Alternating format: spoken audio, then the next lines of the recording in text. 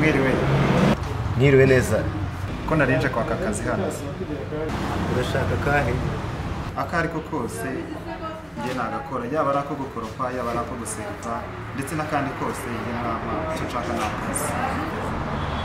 Ntabwo ari njye utanga akazi rero, urakomeza urasubirana bose.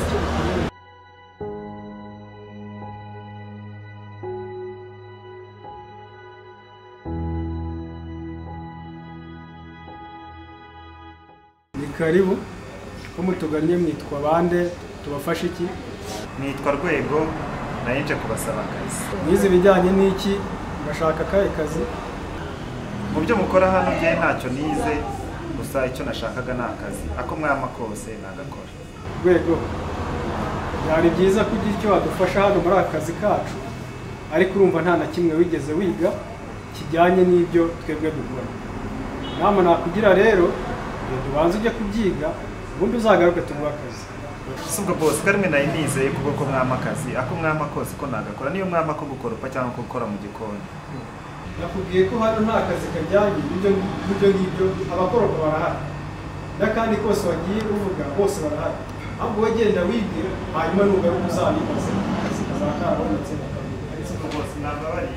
sohoka genda niyaze hano hari raporo ndimo genda tuzavugana wagarutse uvuye kubyiga. Genda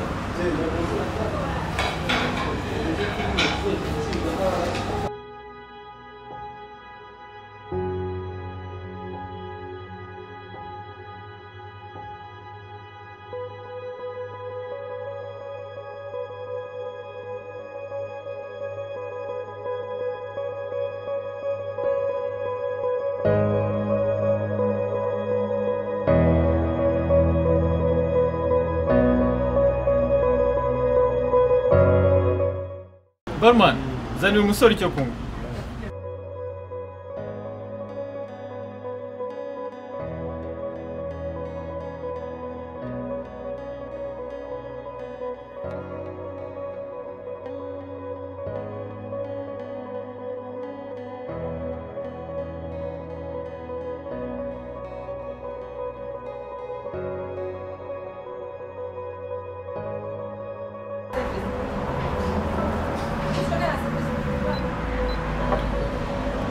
Usohotse wihebye byari bigenze gute?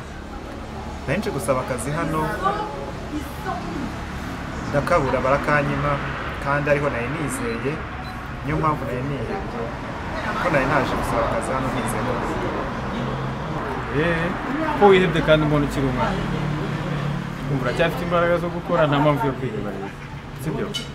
Urabizi ko twese tuvuka kimwe ariko ntabwo dupfa kimwe. Icyo utaboneye hano n'ahandi wacyasanga.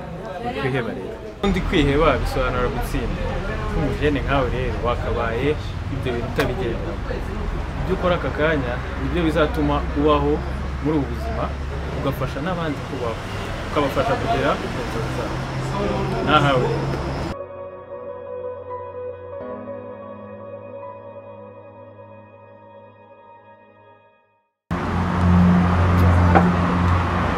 reka nguha agatike ngo kandi imbere ni heza, nahawe rero kugira ngo uhageremo neza. Murakoze.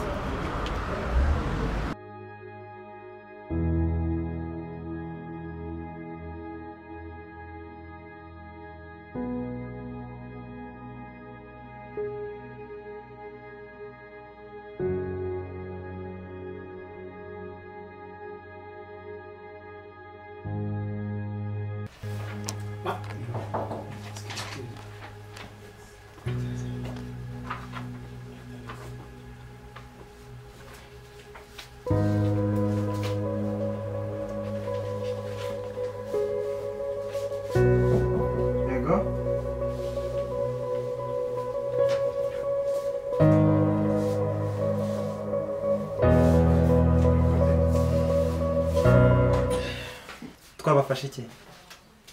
Hari imodoka nari nkeneye ko munkodesha muri kampani yanyu. Hano dufite imodoka nyinshi, birasaba kugira ngo mutubwire imodoka mukeneye. Dufite V8, V6, voiture, double cabine, n'izindi. nayo nkeneye imodoka 5 z'amavewiti mu gihe cy'icyumweru. Izo modoka zirahari, ahubwo se na byangombwa byanyu tukabafasha.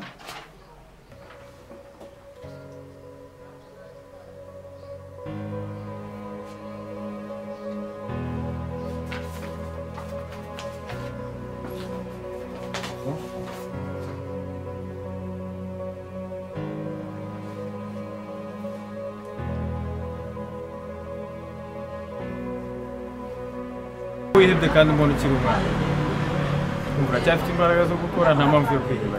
Urabizi ko twese tuvuka kimwe ariko ntabwo dupfa kimwe. Icyo utaboneye hano n'ahandi wacyasanga. Ubundi kwiheba bisobanura gutsinda. Umujene nkawe rero wakabaye ibyo bintu utabigenda.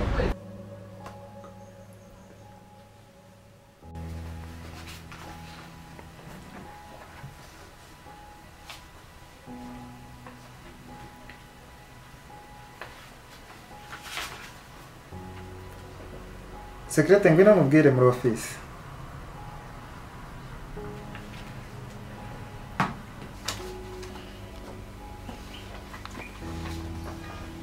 Genda ukore no invoice, urebe na message naguhaye.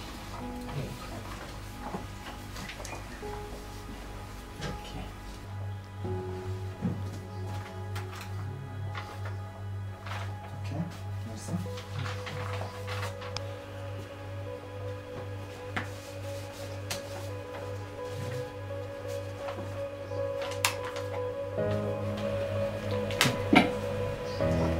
Ko mbona fagitire yishyuwe kandi amazina atari ayanjye, byagenze gute? Ya, ndakeka amazina yishyuwe kuri fagitire ntago ari ayanyu. Ese waba unyibuka? Oya, mwanyibwira.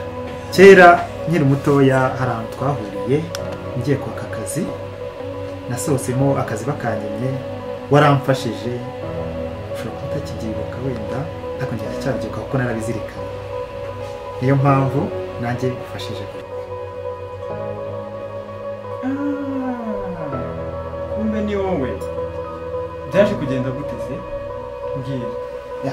Cya gihe mwangiriye inama nziza ndayikunda, yaramfashije iranyubaka, nayigendeyeho kugeza muri uno mwanya. Niyo mpamvu uno mwanya ndahangaha kandi ntarakora. Ndashaka gushimira ko wakurikije inama nakugiriye. Burya kugira neza ni byiza, ubundi ukigendera. Ikindi kandi inama nakugiriye, niba hari icyo zakugejeje ujye ubigira n'abandi ubuziraherezo. Kandi urakoze kubwo kunyishyura kuri fagitire.